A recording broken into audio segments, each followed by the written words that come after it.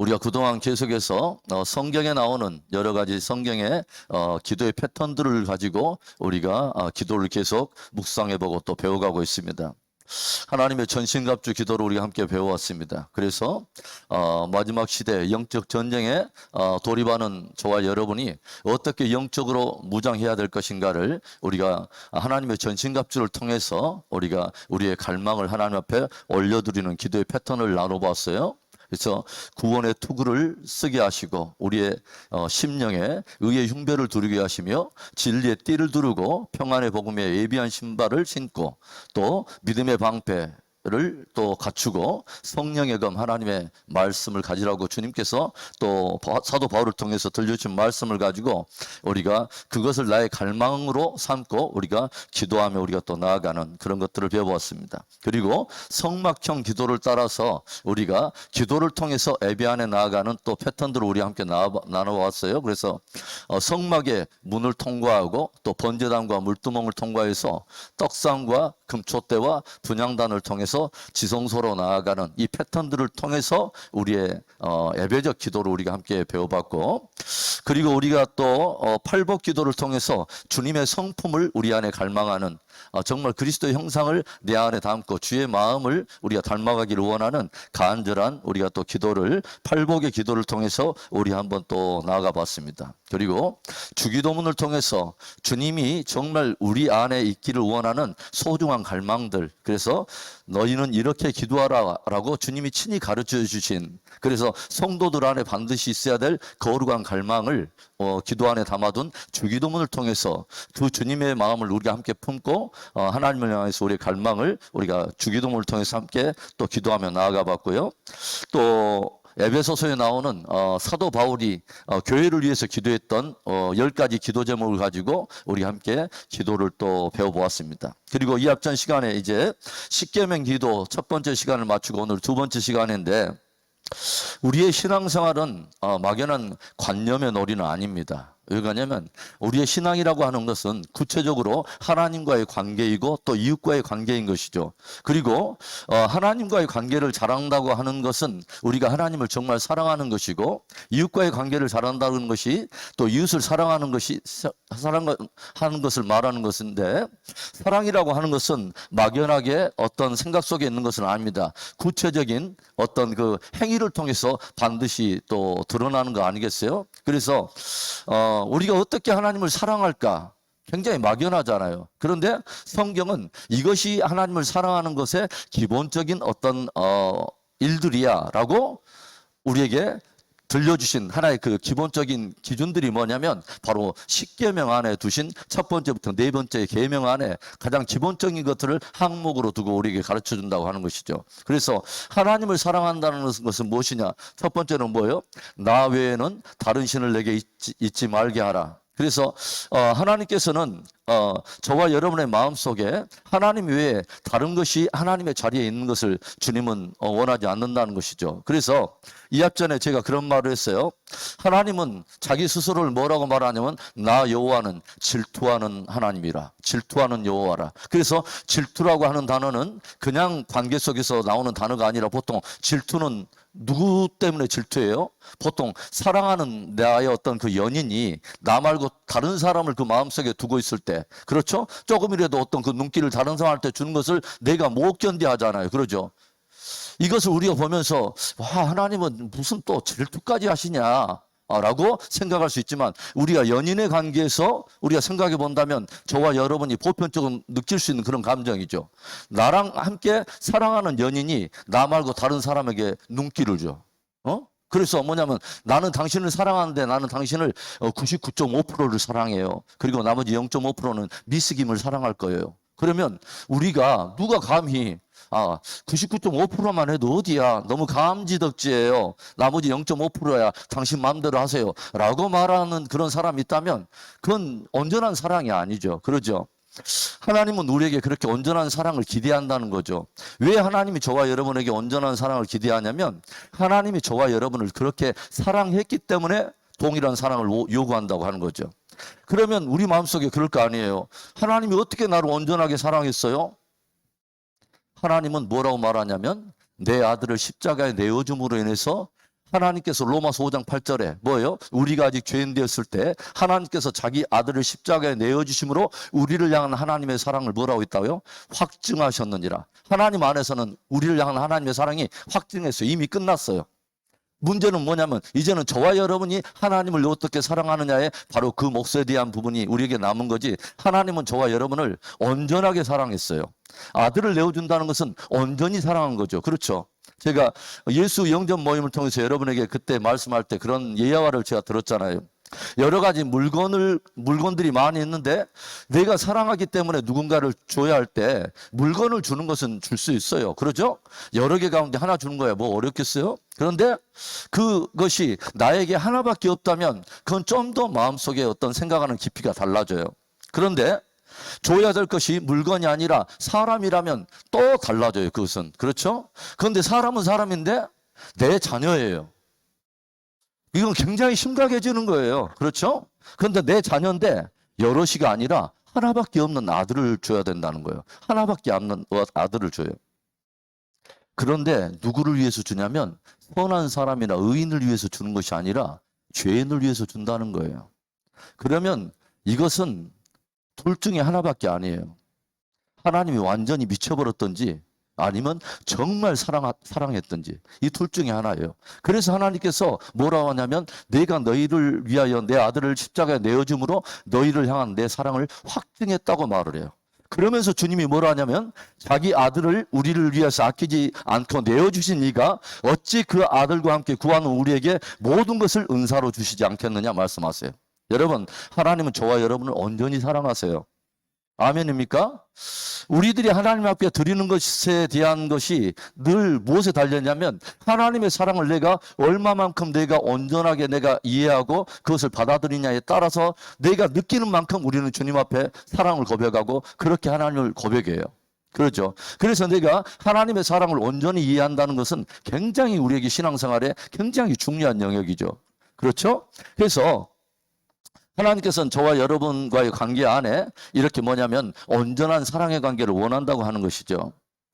그래서 우리가 하나님을 사랑한다고 하면서 뭐요? 우리 안에 하나님 아닌 또 다른 것이 들어와 있다면, 그것이 하나님의 자리에 있다면 우리는 사실은 하나님을 사랑하는 게 아니에요. 이 십계명의 말씀에 기초 본다면. 그래서 십계명은 우리가 하나님을 향한 사랑과 이웃을 향한 사랑에 대한 이 부분을 실제로 점검해보고 걸러주는 역할을 해요. 그러니까 우리가 십계명의 한 아이템을 가지고 이 항목을 가지고 주님 앞에 기도하면서 내 신앙을 점검해 볼 필요가 있고 하나님을 향해서 이웃을 향한 내 사랑을 또 점검해 볼 필요가 있다고 하는 거죠. 굉장히 중요한 영역이죠. 그러죠? 그리고 또 뭐냐면 너를 위하여 우상을 만들어 절하거나 섬기지 말라 말씀하세요. 그래서 우리 안에 하나님의 자리에 있어야 될 무엇인가가 있는 것은 굉장히 그것은 하나님이 싫어하는 것인데 예전에 구약 시대 같은 경우는 형상화된 우상들이 있잖아요. 그렇죠? 바알 신상이라든가 아세라 신상이라든가 뭐 많은 몰렉 신상, 구모스 신상, 많은 신상들이 있는데 신약의 시대 와서는 형상화되지 않는 어떤 것들이 얼마든지 우리 안에 우상화가 될 수가 있어요. 탐심은 곧 우상이니라 또 말씀해요. 그리고 마지막 시대가 될 때 성경은 무엇을 말하냐면 뭐요? 사람이 이제는 어떤 시대가 오냐면 자기를 사랑하고 돈을 사랑하고 쾌락 사랑하기를 뭐요? 하나님 사랑하는 것보다 더하니라. 그러니까 뭐냐면 이런 것들을 하나님의 위치에 두고 사랑한다고 하는 것입니다. 그래서 늘 삶의 어떤 무엇인가를 내가 결정할 때마다 뭐요? 항상 어떤 문제만 나타나면 어떤 그 대상이 딱 걸려 있으면 내가 늘 내 마음속에 하나님이 늘 우선순위에 밀린다. 그러면 나는 한 번쯤 점검해 봐야 돼요. 정말 이것이 나의 혹시 우상은 아닌가라고 한 번쯤은 점검해 볼 필요가 있다고 하는 거죠. 그러면 뭐요? 너의 하나님의 이름을 망령되이 부르지 말라라고 세 번째 계명은 말해요. 그러니까 마태복음 7장 21절에 여러분들이 나눠드린 유인물의 이합전에 우리 한번 읽어봅시다. 마태복음 7장 21절 시작. 나더러 주여 주여 하는 자마다 다 천국에 들어갈 것이 아니요 다만 하늘에 계신 내 아버지의 뜻대로 행하는 자라야 들어가리라. 아멘. 주의 이름을 불렀어요. 그렇죠? 주여 주여 라고 불렀어요. 그러니까 주의 이름을 불렀어요. 그런데 마태복음 7장 21절에 주님께서는 뭐냐면 주여 주여라고 주의 이름을 부르는 자가 부른다고 해서 다 천국에 들어가는 것이 아니라 뭐요? 다만 하늘에 계신 내 아버지의 뜻대로 행하는 자라야 들어가리라. 그러니까 뭐냐면 내가 주님의 이름을 부르는 것은 굉장히 소중한 건데 주님의 이름을 부른다고 하는 것의 진짜 신앙의 본질은 뭐냐면 그 이름에 합당한 내가 삶으로 나아가서 그분의 뜻대로 내가 살아갈 때 그 이름을 부르는 자의 신앙에 합당한 열매를 맺는 것이라고 하는 것입니다. 그런데 마태복음 7장 21절이 굉장히 사실은 우리가 한 번쯤 깊이 생각해 봐야 될 문제죠. 그러죠? 왜냐하면 이 문제를 가지고 주님께서는 지금 누구에게 말씀하셨냐면 그날에 많은 사람들이 나에게 와서 주여 주여 할 거야. 그런데 내가 그날에 그들을 향해서 나는 너희를 모른다라고 말할 때 나로부터 이렇게 냉철한 말을, 이렇게 냉혹한 말을 들을 자들이 있어 라고 말을 하셨다고 하는 거죠. 그래서 그런데 이 사람들이 이 주님께서 이 말씀을 인용하는 그 까닭이 거짓 선지자들에 대한 이야기를 들려주면서 경고의 말씀으로 들려준 거거든요.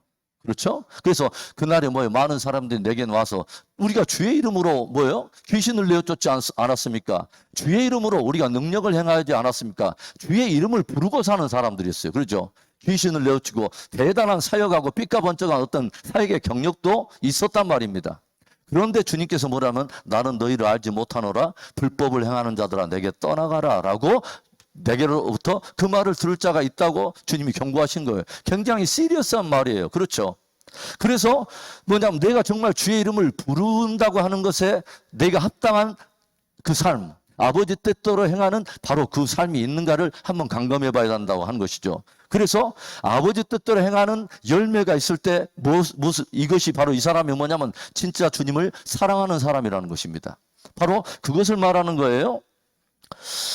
그 알렉산더가 이제 헬라의 그 장군이 돼가지고 아주 짧은 시간에 유럽 일대를 막 휩쓸고 돌아가면서 3년 안에 그냥 아시아로부터 유럽에 이르는 엄청난 대륙을 삽시간에 막 정복해 가지 않습니까?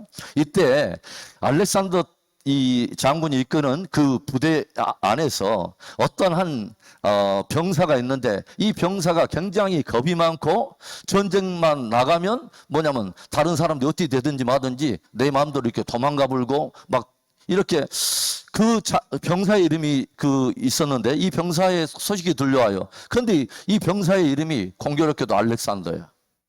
그러니까 이 알렉산더 이 장군이 이 병사에 대한 소문을 듣고 점호를 하러 그 부대로 들어갑니다. 그래서 막사에서 쭉 점호를 할 때 그 알렉산더라고 하는 이 이름이 앞에 딱 붙여져 있는 병사 앞에 서가지고 물어요. 그래서 네가 알렉산더냐? 알렉산더로 그랬더니 이 장군이 하는 말이 너의 이름을 바꾸든지 아니면 그 이름에 합당한 삶을 살든지 둘 중에 하나를 택하라 라고 도전을 합니다.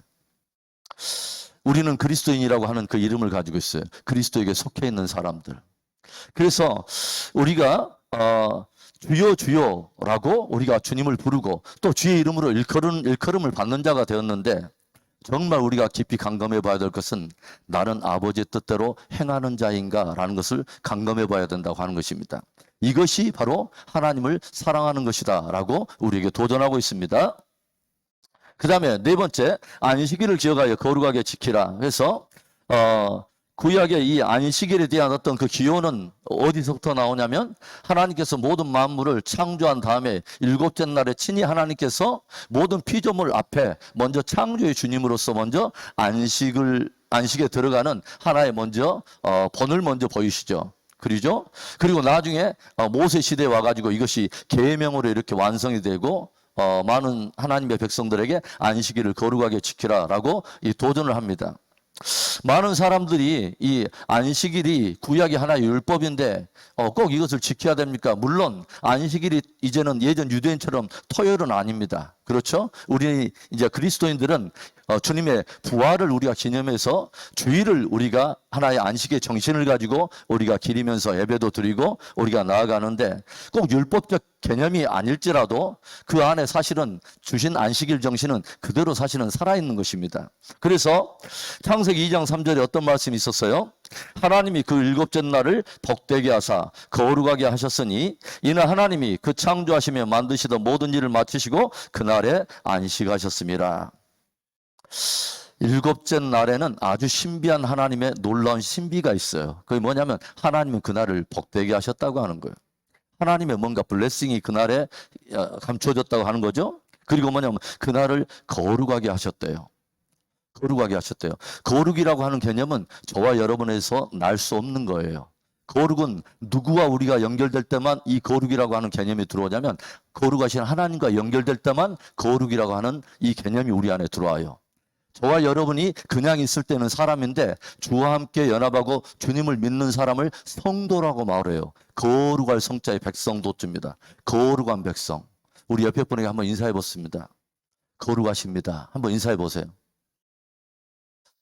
이렇게 이제 말을 하면 말하는 사람도 괜히 속에서 괜히 그냥 뭔가 이상하고 듣는 사람도 굉장히 황송해갖고 어쩔 줄을 몰라 하는 우리는 사실은 우리 스스로는 거룩이라고 하는 개념이나 거룩으로 우리 자신이 이 규명된다고 하는 것에 굉장히 껄끄러워요. 왜냐하면 이 단어는 나랑 굉장히 걸맞지 않는 단어예요. 그렇죠.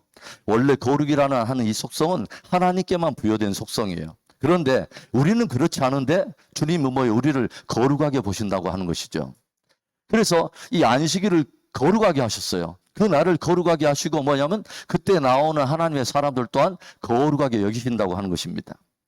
그리고 그날에 안식하였다.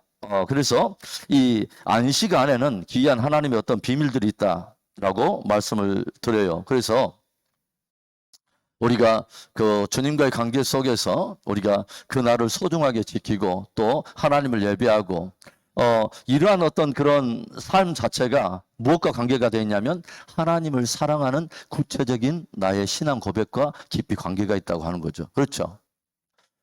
그래서 우리가 하나님을 사랑한다고 하는 이 모든 것을 첫 번째부터 네 번째 계명까지 이렇게 구체적인 실천의 계명으로 우리에게 주신 것이 바로 이 첫 번째부터 네 번째 이 계명이라고 하는 것입니다.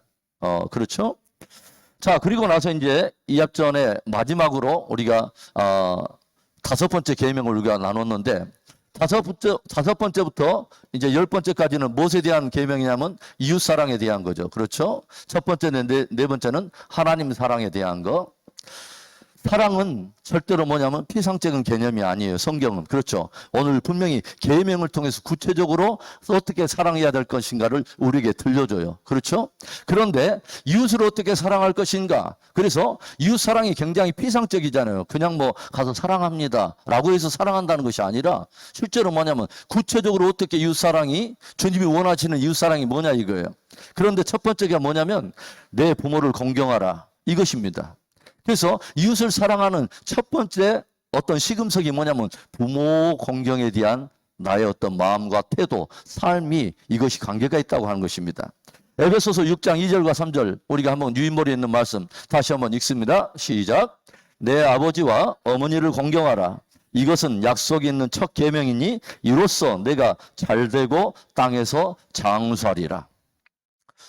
이 앞전 시간에 제가 그 말씀을 했어요. 현대인들의 최고의 관심이 뭐예요? 웰빙이에요. 그렇죠.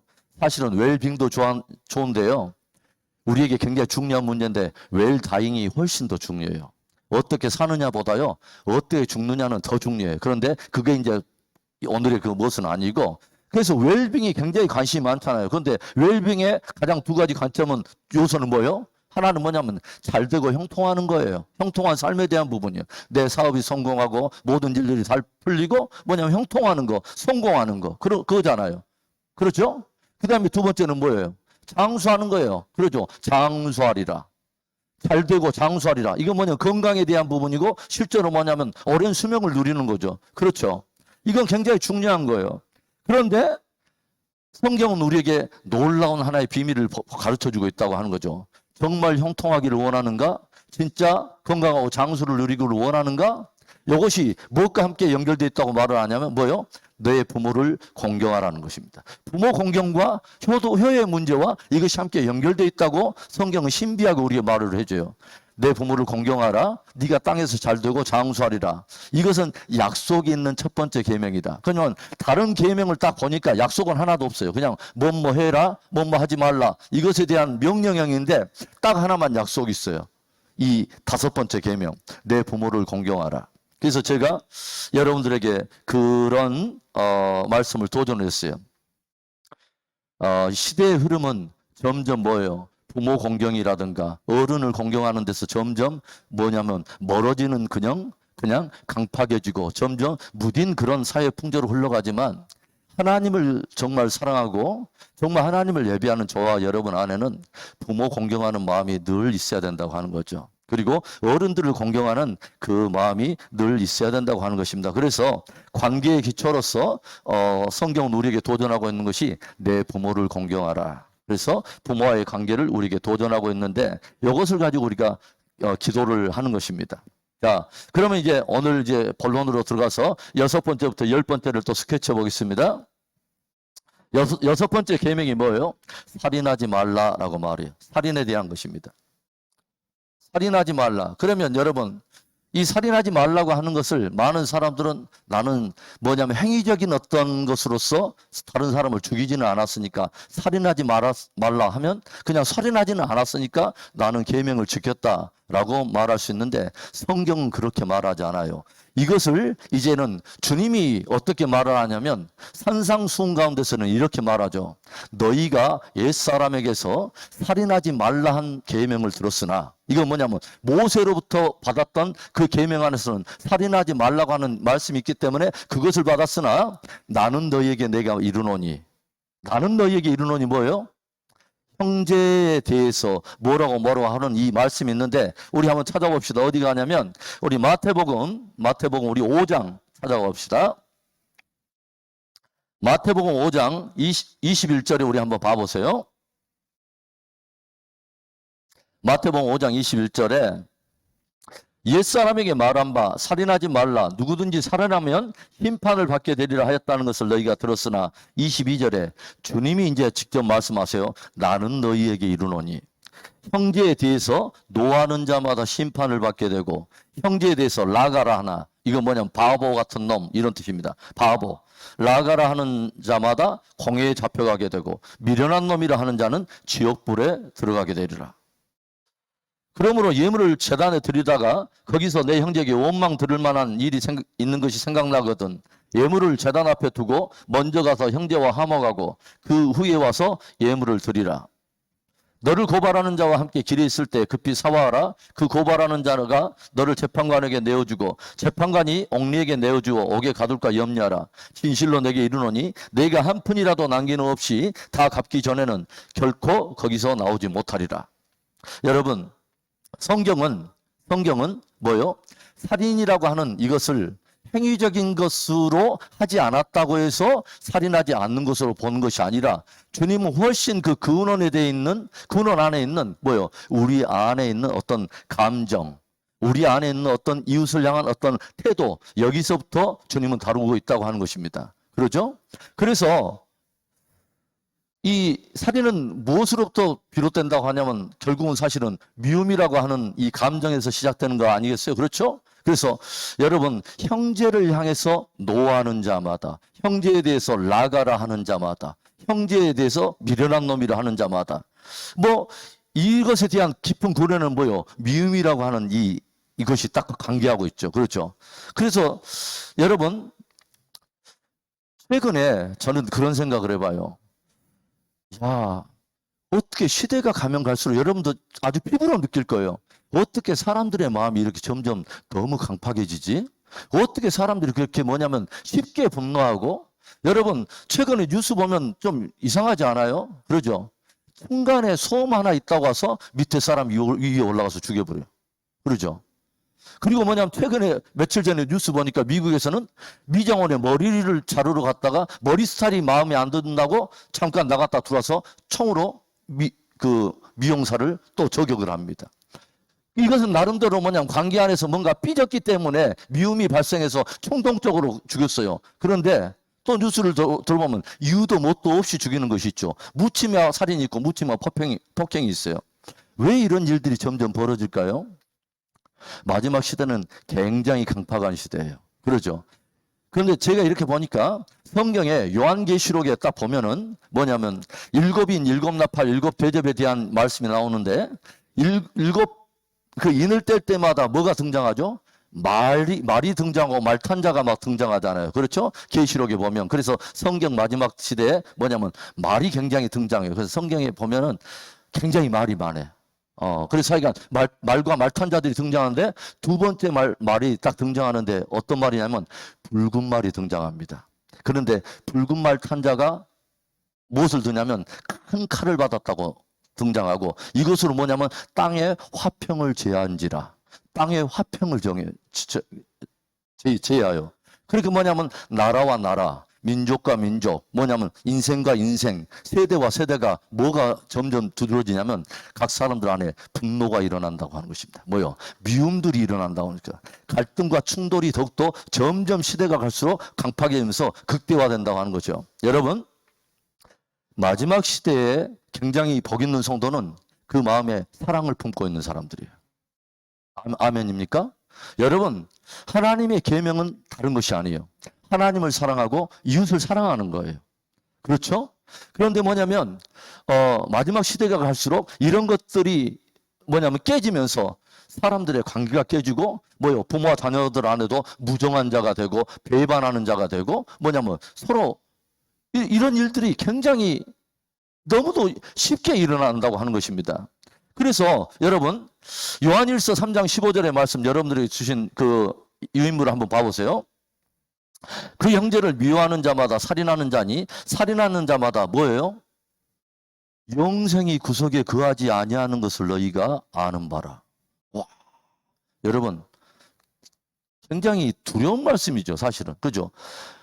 살인하는 자인데 이 살인을 무엇으로부터 나온 자면 미워하는 자마다 뭐요? 살인하는 자니. 그러니까 미움과 살인을 성경을 뭘로 보냐면 하나로 봐요. 그렇죠? 미워하는 자마다 살인하는 자니 그 미워하는 자, 살인하는 자마다 그 속에 무엇이 없어요? 사실은 영생이 없느니라. 와, 영생이 없느니라. 영생은 어떨 때 주는 거죠? 영생은 어떤 사람한테 줘요? 예수 그리스도를 믿는 자들에게 구원이 줘요. 그렇죠? 믿는 자마다 멸망치 않고 영생을 주신다고 하는데 사실은 뭐요? 뭐라고 말하냐면 주를 믿는 바로 그 믿음은 무엇과 상관이 있냐면 형제 자매를 사랑하는 것과 관계가 있다고 하는 것입니다. 여러분 우리 한번 보세요. 뭐냐면 미워하는 자마다 살인하는 자니 살인하는 자마다 영생이 그 속에 없다. 와, 영생이 없다. 굉장히 충격적인 말이죠, 여러분. 그러면 이것을 좀 더 나가봅시다. 요한일서에서 다뤘기 때문에 요한일서 2장으로 가봅시다. 요한일서 2장 9절부터 11절의 말씀. 요한일서 2장 우리 봅시다. 2장 9절부터 한번 봐보겠습니다. 찾으셨어요? 2장 9절부터 11절에 우리들은 다 빛의 자녀잖아요. 그렇죠? 예수 그리스도 안에 있으면 뭐요? 다 빛의 자녀가 됐다고 성경이 말하잖아요. 그런데 보세요. 빛 가운데 있다 하면서 뭐다면 그 형제를 미워하는 자는 지금까지 무엇에 있어요? 어둠에 있는 자요. 와, 미움 이것은 어둠에 있는 자요. 어둠에 있는 자요. 그 다음에 뭐요? 그의 형제를 사랑하는 자는 빛 가운데 거하여 그 형제를 사랑하는 자는 빛 가운데 거하여. 그러니까 어둠과 빛의 중요한 어떤 분기점에 뭐가 있냐면 사랑이 있어요. 그렇죠? 사랑이 있어요. 사랑이 있는 자는 빛이요. 미워하는 자는 뭐예요? 살인하는 자로서 그 가운데 영생이 없고 아직까지 사실은 어둠 가운데 있는 자니라고 지금 말하는 것입니다. 그래서 10절에 그 형제를 사랑하는 자는 빛 가운데 그하여 자기 속에 꺼리낌이 없으나 11절에 그의 형제를 미워하는 자는 어둠에 있고 또 어둠에 행하며 갈 곳을 알지 못하나니 이는 그 어둠이 그의 눈을 멀게 하였음이니라. 굉장히 충격적인 말입니다. 그렇죠? 굉장히 충격적인 말이에요. 그래서 우리의 마음속에 형제와의 어떤 그 관계 속에 있는 이런 문제들을 막연하게 가지고 있는 것은 굉장히 사실은 좋지 않은 거예요. 그렇죠?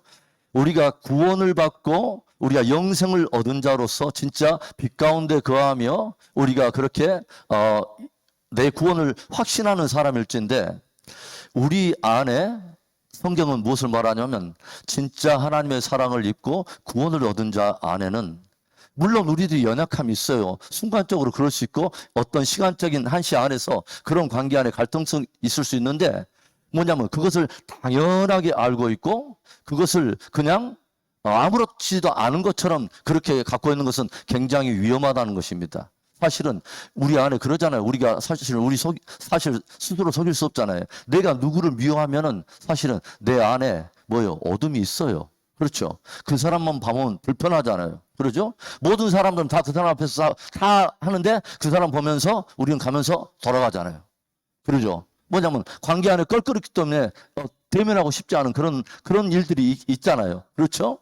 그러니까 성경은 우리에게 훨씬 더 이 사랑의 어떤 문제에 대해서 형제와의 관계 안에서 훨씬 더 적극적인 사랑의 감정을 주님은 요구하고 있다고 하는 것이죠. 그냥 피상적으로 그냥 안 보면 말지 아니면 뭐 하면 말지 이런 관계들이 아니라 훨씬 더 우리의 마음속에 무엇인가 더 적극적인 무엇인가를 주님은 기대하신다고 하는 것입니다. 사실은 사랑의 문제를 누구에게 이야기할 때 사실은 설교하는 제 자신이 제일 사실은 위험한 거죠. 사실 굉장히 많은 무리수가 있는 거죠. 왜냐하면 어떤 분이 그런 말을 하더라고요. 누군가가 여러분에게 사랑을 설교하고 사랑을 이렇게 도전할 때 여러분은 기꺼이 그 사람의 말을 용인해 주십시오. 왜냐하면 그 사람도 연약한 그 사람도 사랑을 말하면서 혹 압니까? 그 사람도 사랑의 사람으로 변하게 될지. 뭐 사실은 이런 말도 또 했는데 우리가 다 연약함이 있어요. 그런데 오늘 주님께서 우리에게 말씀하시는 이 말씀을 좀 더 우리는 깊이 좀 민감하게 받을 필요가 있어요. 그렇죠? 주님은 저와 여러분에게 단순하게 살인이라고 하는 행위를 하지 않았기 때문에 어떤 그런 관계가 아니라 이웃에 대해서 훨씬 더 사랑의 마음이 적극적인 그런 관계로 갖기를 주님은 원하신다고 하는 것입니다. 저와 여러분이 영생을 얻었고 구원받은 자로서 또 빛의 자녀로서 우리가 스스로를 확신할진데 더욱더 형제를 향해서 또 자매를 향해서 더 깊은 사랑을 감금해보고 정말 사랑의 사람이 되기를 주의 이름으로 축원합니다. 자, 그 다음에 뭐예요? 간음에 대한 문제가 나왔어요. 그래서 간음하지 말라. 그 말은 뭐예요? 간음하는 것은 뭐예요? 사실은 이웃을 사랑하는 것이 아니라는 것입니다. 뭐냐면 5번째부터 10번째 계명은 다 이웃 사람과 지금 관계가 있는 거잖아요. 그래서 최근에 저와 여러분이 또 느끼는 게 뭐예요? 굉장히 악하고 음란한 세대가 됐다는 것입니다. 그렇죠? 악한 세대가 됐어요. 강팍하고 미워하는 세대가 되고 굉장히 쉽지 않은 세대가 되고 또 한면에 뭐예요? 음란한 세대가 됐어요. 주님이 왜 마지막 세대를 향해서 악하고 음란한 세대라고 말했을까라는 것이 이해가 될 정도로 굉장히 음행에 대한 문제, 음란에 대한 문제가 우리의 피부 굉장히 가까이 와 있다고 하는 것입니다. 악하고 음란한 세대. 히브리서 13장 4절에 이런 말씀이 있죠. 모든 사람은 결혼을 귀히 여기고 침소를 더럽히지 않게 하라. 음행하는 자들과 간음하는 자들을 하나님이 심판하시리라. 음행이 뭐예요? 혼인이라고 하는 그 하나님이 정하신 그 경계를 벗어나서 다른 부적절한 그런 성적인 어떤 행위나 관계를 하는 것이 음행 아닙니까? 그런데 주님은 또 이 문제를 좀 더 깊게 가르칠 때 뭐예요? 마음속에서부터 이미 이 간음이 뭐예요? 작동할 수 있다라고 하는 것을 주님은 우리에게 경계해 주시죠.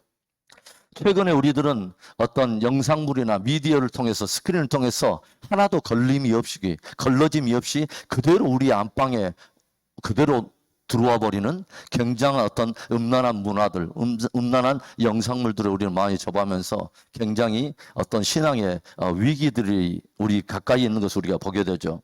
그래서 어떤 성에 대한 기형적인 인식이 우리 안에 들어오기 시작했다고 하는 거죠. 동성애라고 하는 하나님이 정하신 한 남자와 한 여자와의 어떤 성적인 이 정상적인 것들이 아니라 기형적인 변태적이고 변질화된 잘못된 기형적인 성인식이 들어오기 시작했어요.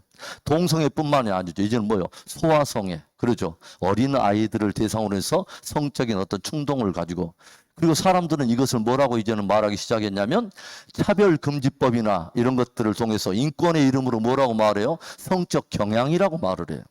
죄를 죄라고 말하지 않고 뭐냐면 세상은 이제는 그것을 하나의 경향이라고 이제는 분류하고 그것을 이제는 죄가 아닌 한 사람의 가질 고유한 인권의 영역으로 인정을 하기 시작했다고 하는 거죠.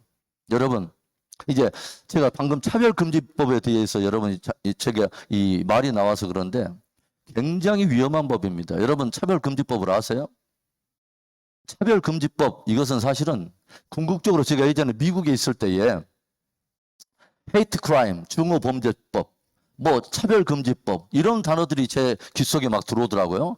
제가 아프리카 선교를 마치고 미국에 이제 들어가서 이제 서서히 목회를 막 시작하려 하는데 미국에서 막 그런 법들이 발의가 되고 제정이 되고 막 주에서 막 통과되고 막 이런데 왜 자꾸 이상한 법들이 이렇게 계속 들어오지? 귀에 들어오지? 그런데 조용히 보니까 이런 모든 법들을 제가 그래서 좀 연구를 해봤더니 결론적으로 딱 그려지는 게 있었어요.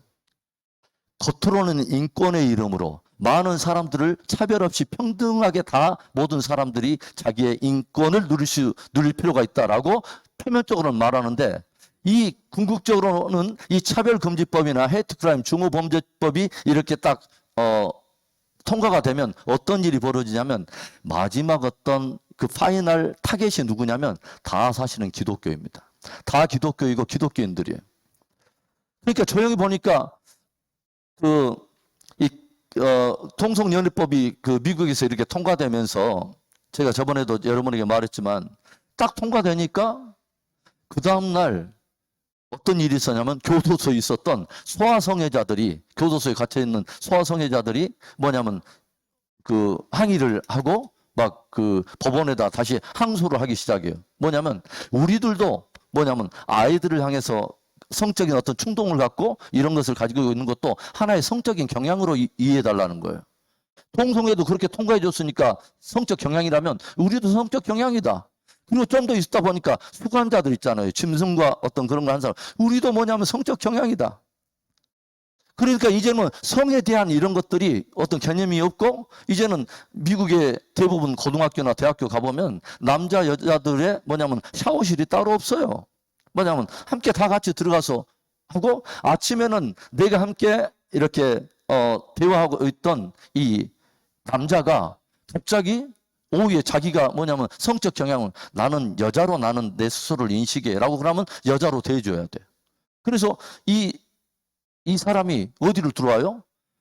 여자 화장실에 같이 들어와서 일을 보고 샤워실에서 함께 샤워하고 해도 이 사람이 뭐냐면 범죄자가 아니에요. 왜냐하면 이 사람도 성적 경향이 스스로 인식한 자기 성 정체성이 그렇기 때문에 인식해 줘야 된다는 거죠.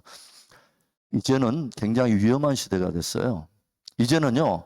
제가 예전에 창세기 19장에 있는 소돔과 고모라에 대한 말씀을 제가 쭉 연구하면서 노아 시대의 홍수 사건은 첫 지구적 심판의 한 모형이었지만 뭐예요?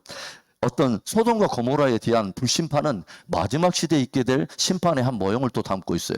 그렇죠?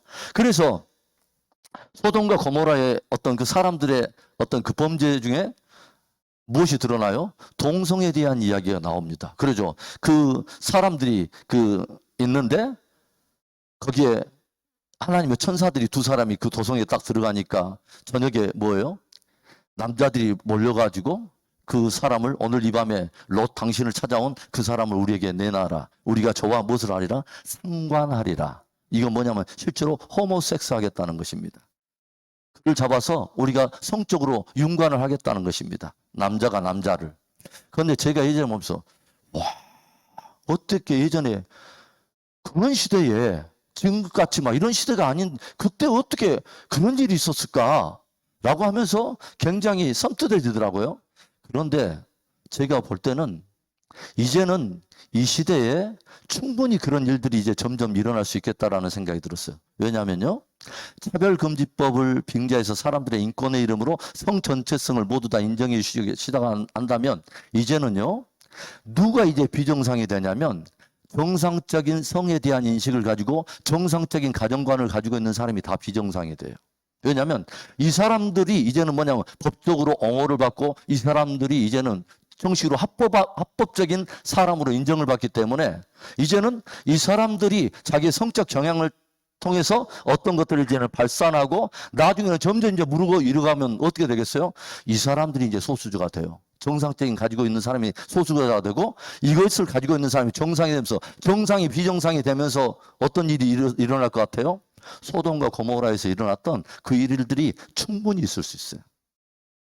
굉장히 무서운 시대에 우리는 들고 있습니다. 여러분, 차별금지법이 발의되거나 통과하지 않도록 여러분 기도하셔야 돼요. 일단 차별금지법이 딱 되잖아요. 기독교에 굉장히 위기가 찾아오고 저희가 예언할 수 있어요. 대부분의 많은 교회 안에서는 이제는 많은 사람들에게 마음을 움직이는 죄를 죄라고 말하고 하는 설교나 동성애나 어떤 죄를 죄라고 말하는 어떤 그런 것들 가지고 양육을 할 수 없게 되고 점점 그런 일이 있다 보면 어떤 일이 있을 것 같아요? 대부분의 많은 교회들이 국가의 통제 속에서 적응을 해가면서 그런 교회가 되게 되고 어떤 설교마다 아니면 어떤 우리의 모임 중에마다 어떤 사람이 와가지고 그렇게 하는지 아는지를 어떤 사회처럼 공산주의 사회처럼 와가지고 그런 시대가 열릴 수 있을까요? 아닐까요? 열릴 수 있어요. 왜냐하면 이번 코로나라고 하는 상황을 지나가면서 우리는 그것의 한 단면을 보았어요. 국가가 뭐냐면 모든 사람들의 어떤 것을 통제할 수 있다라고 하는 것을 한번 실내화한 하나의 예시로 우리는 보았어요. 그렇죠? 그래서 그런 일들이 있게 되면 충분히 얼마든지 다른 어떤 이슈나 관건에 대해서도 다 통제할 수 있는 하나의 모든 것을 걸 수 있어요. 점점 그렇게 갈 위험성이 있습니다. 여러분 기도하셔야 됩니다. 기도하셔야 돼요. 그래서 여러분 나는 어떤 그 영적인 기라성과 같은 사람이 어떤 문제에 딱 넘어지는 것을 우리가 성경에서 봅니까? 다윗은 하나님의 마음을 쫓아간 사람이에요. 굉장한 사람이죠. 그런데 다윗이 무너져요. 어디서 무너져요? 우리아의 아내인 밧세바를 건드는 이 간음의 문제에 딱 걸려서 넘어져요. 의외로 음란과 음행에 대해서 넘어지는 영적인 사람이 굉장히 많고 이것에 대해서 한국 어떤 리서치 기관에서 실제로 목회자들과 성도들을 대상으로 해서 리서치한 사람 가운데서 목회자들의 50%가 성도들의 50%가 뭐냐면 음란한 동영상이나 음란물에 대해서 중독되어 있다라고 하는 리서치의 결과가 있습니다. 뭐냐면 이만큼 음란의 문제나 어떤 이런 문제는 훨씬 더 우리에 가까이 와 있다고 하는 것입니다. 여러분 시대적인 흐름으로 우리가 탕류에 흘러가는 것이 우리가 나도 모르게 그렇게 가는 것이 아니라 그냥 흐름이니까 유행이니까 그냥 하나의 그런 것이 아닙니다. 여러분 우리의 눈을 하나님의 말씀에 집중하고 하나님의 어떤 기준을 갖고 있는가를 우리가 깊이 묵상해 볼 때입니다. 여러분 삼손이라고 하는 굉장한 거장도 무엇에 딱 넘어갑니까?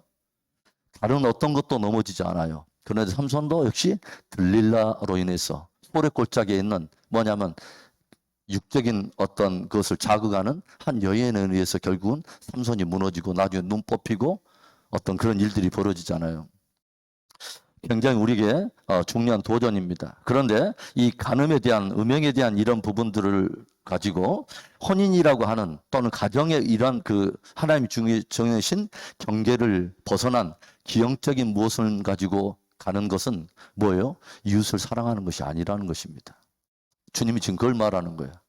우리 안에 다시 한번 거룩한 기준을 견고하게 강검해보고 그 기준을 붙드는 우리의 그런 신앙이 되었으면 좋겠습니다.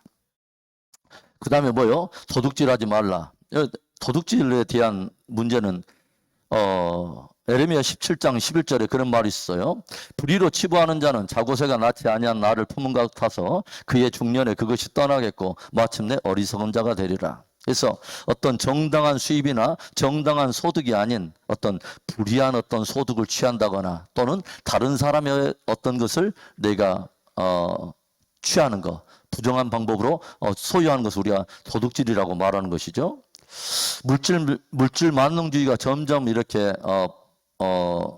극심해지면서 굉장히 이런 부분에 어떤 그런 부분도 이런 우리의 신앙의 어떤 영역 안에 혹시나 이런 부분은 없는가를 한 번쯤 또 점검해 봐야 된다고 하는 거죠. 우리 안에 물질에 대해서 정직한 마음이 있기를 바랍니다. 그리고 다른 사람의 누군가의 것을 우리가 이제 범했다면 그것에 대해서도 우리가 최선을 다해서 갚고 또 최선을 다해서 그런 것들을 또 변제를 하는데 우리의 마음을 써야 되겠죠. 제가 예전에 좀 부끄러운 고백입니다만 저는 이제 대학교 4학년 때 졸업할 때쯤 제가 주님을 만났기 때문에 그전은 제가 또 다른 주님을 제가 섬겼어요. 보혜나 아침 이슬이라든가 뭐 이런 진로 뭐 이런 주님을 섬기다 보니까 그때 굉장히 제가 좋아하던 마차가 포장마차였습니다. 그래가지고 이렇게 돌아다니면서 굉장히 다른 주님을 많이 섬기다 보니까 그때 제가 굉장히 많은 이 포장마차에다 외상을 깔고 이렇게 좀 이렇게 마셨어요.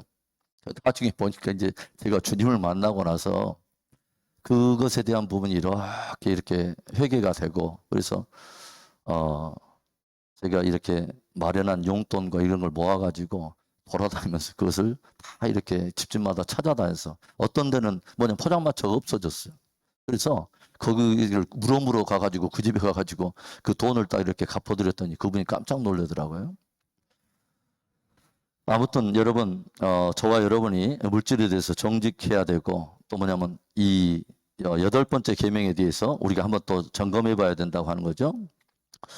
또 성경에서는 우리들에게 특별히 11조에 대한 이야기도 우리에게 도전하고 있습니다. 그래서 우리가 잘 알다시피 말라기에서에 보면 뭐예요? 너희는 나의 것을 도적질하고서도 뭐냐면 우리가 무엇을 하나님의 것을 도적질하였나이까 라고 말할 때 주님 뭐라면 바로 11조와 헌물에 대한 얘기를 하세요. 그리고 뭐냐면 이것으로 인해서 너희 나라 전체가 나의 것을 도적질함으로 인해서 너희 나라에 어떤 임한 잘못된 기근과 잘못된 것들에 대한 것을 주님이 경고하는 것을 우리가 보게 되죠. 제가 예전에 미국에서 목회할 때 저도 여러분들이 알다시피 헌금이나 이런 것을 뭐 강조하는 사람은 아닙니다. 그런데 어떤 한 목사님이 저에게 그런 말씀을 하세요. 목회자가 11조나 헌물에 대해서 가르치지 않는 것은 그것은 직무유기다. 왜냐하면 이것에 대한 것은 실제로 하나님께 축복을 받는 아주 중요한 영역으로서 하나님이 성도들에게 도전하고 실제로 이게 중요한 건데 이것을 가르치지 않은 것은 성도들을 가난하게 만드는 것이다. 그런데 한 부분에 굉장히 제가 도전이 됐어요. 그래서 주님께서 그런 말을 하잖아요. 이 11조와 온전한 11조, 그렇죠. 온전한 헌물을 한번 내 창고에 들여보라. 내가 어떻게 너희에게 붙는가를 한번 시험해보라 라고 주님이 직접 약속을 두고 당신의 명예를 들고 이것에 대한 부분을 도전을 하십니다. 뭐 오해는 하지 마세요. 근데 저는 제 개인적으로는 11조 생활이나 이렇게 헌물 생활을 하다 보면 늘 마음속에 생각하고 제가 이렇게 느끼는 것은 뭐냐면 하나님이 굉장히 뭐냐면 어떤 굵직한 것들에 대해서 크게 터져야 할 것도 주님께서는 이렇게 막아주시기도 하고 뭐냐면 어떤 줄줄이 셀 수밖에 없는 것들도 때때는 이렇게 막아주시고 그 부분을 이렇게 다른 것으로 이렇게 크게 어떤 것이 되지 않도록 주님이 이렇게 딱 지켜주시는 것을 볼 때가 많고 도저히 길이 없는 것 같고 도저히 어떤 그런 것 가운데도 하나님께서는 생각지도 못한 것에서 그 일들을 딱 이렇게 해결해 주실 때가 이렇게 저는 굉장히 많이 경험을 해봅니다. 그래서 여러분 물론 개인적인 어떤 믿음을 따라서 적용할 수밖에 없지만 여러분 주님께서 말씀하시는 그 말씀을 그대로 받는 저는 믿음이 복 있다고 생각을 합니다. 그래서 여러분 11조 헌물에 대한 부분도 한번 깊이 한번 묵상해 볼 수 있기를 바라요. 그 다음에 9번째, 내 이웃에 대하여 거짓 증거를 하지 마라. 그래서 이것은 뭐냐면 이웃에 대해서 거짓 모함이나 증거나 어떤 그런 이간질이나 이것에 대한 말입니다. 이웃에 대해서 거짓 증거를 하는 것은 이웃을 사랑하는 것이 아니라는 거죠. 야고보서 1장 26절에 그런 말이 있어요. 누구든지 스스로 경건하다 생각하며 자기 혀를 재갈물지 아니하고 자기 마음을 속이면 이 사람의 경건은 헛것이니라. 야고보서에 그런 말이 있죠. 어찌하여 사람이 한 입으로 하나님을 찬송하고 한 입으로 형제를 모함하는 이런 일이 있을 수 있겠는가. 굉장히 중요한 말입니다. 그러죠? 사람들은 은연중에요.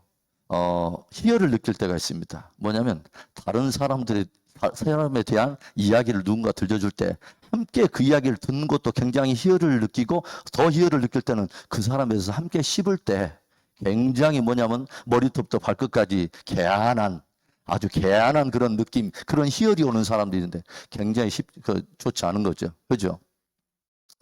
예전에 제가 미국에 있을 때 어떤 그 세미나를 가가지고 나중에 이 가정교회에 대한 것을 좀 배우려고 그 샘플되는 휴스턴에 있는 그 가정교회 한 모임에 들어갔는데 그 모임을 인도하는 것을 이렇게 옆에서 관찰하면서 있는데 그 모임 끝나고 나서 거기 목자와 목녀가 저랑 이렇게 같이 만나서 이야기 저희를 하면서 제가 목장에 대한 어떤 그 질문을 이렇게 했어요. 그랬더니 갑자기 이야기를 들려주다가 그 목녀 되시는 그 집사님께서 갑자기 입을 막으세요. 막 입을 막으면서 막 하더니 남편에게 귓속으로 뭐라고 하면서 가셔요. 그래서 내가 어디 가신 거예요? 이렇게 집으로 먼저 갔습니다. 이렇게 무슨 일 있으신가요? 사실 정직한 좀 고백인데 제 아내가 뭐냐면 입을 벌리면 자꾸 다른 사람의 말을 많이 하고 이것이 스스로 너무 고통스러워합니다. 괴로워합니다. 그래서 이제는 그런 것들이 좀 이렇게 그런 흥분이나 이런 것들이 올라오면 아내는 그냥 입을 막고 그냥 집으로 가거나 그 자리를 피합니다. 제가 이렇게 보면서 와, 좀 극성이다라는 생각보다 와, 진짜 귀한 분이다. 귀한 분이다. 내 스스로 범죄하지 않기 위해서 내가 약한 부분의 그 현장을 내가 떠나서 그것을 범하지 않으려고 그렇게 힘쓰는 그런 모습이 굉장히 귀하게 여겨지더라고요. 이웃에 대하여 거짓 증거하지 말라. 그래서 이것을 가지고 우리가 깊이 우리가 기도하는 거예요. 하나님, 내 입에 자갈을 물려주셔서 행여라도 하나님 이웃을 험담하고 또 뭐 후욕하거나 이런 일에 내가 가담하지 않도록 또 그런 일에 대해서 회개하고 그래서 이런 부분을 한번 우리가 스케치하면서 걸러보는 것입니다. 마지막 10번째, 내 이웃의 집을 탐내지 말라. 그래서 우리의 자신의 어떤 가진 것들을 또 만족하고 또 감사하고 경계를 넘어서 다른 이웃의 소유나 어떤 것을 탐내지 않는 것. 구약의 이 성경에 보면은 뭐냐면 그 아합이라고 하는 그 왕이 뭐냐면 나봇이라고 하는 사람이 포도원을 가지고 있는데 굉장히 좋아요. 그랬더니 이것을 빼앗고 싶어가지고 자기 아내 이세벨에게 말했더니 이 교활한 이세벨이 이 나봇을 모함을 해가지고 어떤 일에 연루되게 만들었고 결국은 나봇을 죽이고 아합이 그 포도원을 갖게 되죠. 자기는 왕이기 때문에 왕의 포도원이 더 훨씬 좋은 것이 있었음에도 불구하고 다른 사람의 것을 탐냈던 그 아합의 이야기가 성경에 기록이 되어 있습니다. 그래서 우리는 사도 바울이 했던 것처럼 나는 비천에 처할 줄도 알고 풍부에 처할 줄도 알아서 어느 것이 있으니 나는 만족할 수 있는 자족할 줄 아는 일체의 비결을 배웠다라고 했던 것처럼 우리가 그리스도 예수 안에서 주님께 또 만족하고 내게 주신 줄로 재워준 구역에 우리가 감사할 줄 아는 그런 저와 여러분의 믿음이 되었으면 좋겠습니다. 이제 마치겠습니다. 계시록에 보면 그런 말씀이 있더라고요. 마지막 때에 결국은 영적 전쟁을 하게 되고 결국은 그 전쟁을 통해서 끊임없이 자기의 신앙을 지켜가는 사람들이 있는데 그 사람들이 어떤 사람이라고 성경은 이야기하고 있냐면 그렇게 말을 하죠. 뭐라고 성경에 그렇게 나와 있냐면 계시록 12장 17절에 마지막 영적 전쟁을 치르는 한 모형으로서 이렇게 말을 해줘요. 영이 여자에게 분노하여 돌아가서 그 여자의 남은 자손 곧 하나님의 계명을 지키며 예수의 증거를 가진 자들과 더불어 싸우려고 바다 모래 위에 서 있더라. 여러분, 하나님께서 주신 계명을 마음속에 소중히 새길 수 있기를 바랍니다. 우리의 신앙은 애매모호한 신앙이 돼서는 안 돼요. 막연한 것이 아닙니다. 주님을 사랑하고 이웃을 사랑하는 것은 막연한 것으로 주님께서 우리에게 도전한 것이 아니라 기본적으로 주님께서 많은 것들이 있지만 10개의 계명 안에 뭐냐면 우리의 신앙을 걸러보고 내 사랑의 온도를 감검해보라고 주신 게 10계명입니다. 그래서 여러분 내 어떤 신앙을 10계명을 통해서 감검해보고 하나님과 이웃을 향한 우리의 사랑을 다시 한번 재정립해보는 복된 저와 여러분의 삶이 되기를 원합니다.